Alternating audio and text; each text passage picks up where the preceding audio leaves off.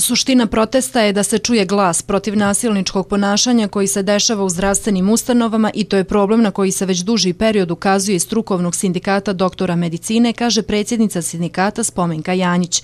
U našoj bolnici ovo nije prvi fizički napad na doktore.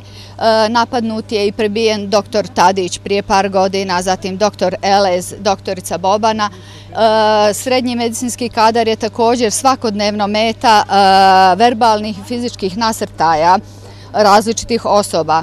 Zdravstveni radnici rade i onako težak i odgovoran posao, rade 24 sata dnevno, a nisu ničim zaštićeni od takvog ponašanja u zdravstvenim ustanovama. Janjićeva ističe da je strukovni sindikat doktora medicine u više navrata tražio od Narodne skupštine Republike Srpske da zdravstvene radnike proglasi službenim licima, čime bi oni institucionalno bili zaštićeni od napada dok su na radnom mjestu.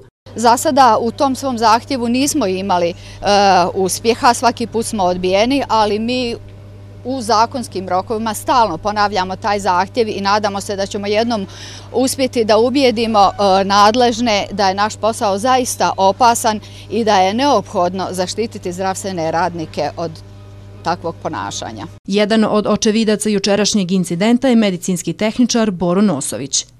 Moram i to da naglasim da je ovaj odmah prišao, podizao ga je, da ga osvijesti. I ja sam, kad sam to vidio, utrčao u zgradu i zovnuo naše radnike, da rekao sam povrijeđen je doktor Pejić, brže nanosila ga, unosimo da... Građani Istočnog Sarajeva izrazili su žaljenje zbog jučerašnjeg napada na doktora Pejića, naglasivši da je strašno to što se dešava baš u ovom gradu. Vrlo teško jer sam bila kod njega prije sedmice, već se je to desilo, grlo mi se upalo i to. Vrlo teško, to je strašno čuti. Osuđujem, sramota je bruka. Sramota je bruka za bilo koga, a ne za doktora jednog koji tu radi. Sramota stvarno. To je više nego zločin uradi čovjeku, koji je čovjek human. Svakome pomaže, a neko nešto to da uradi stvarno, to je zločin.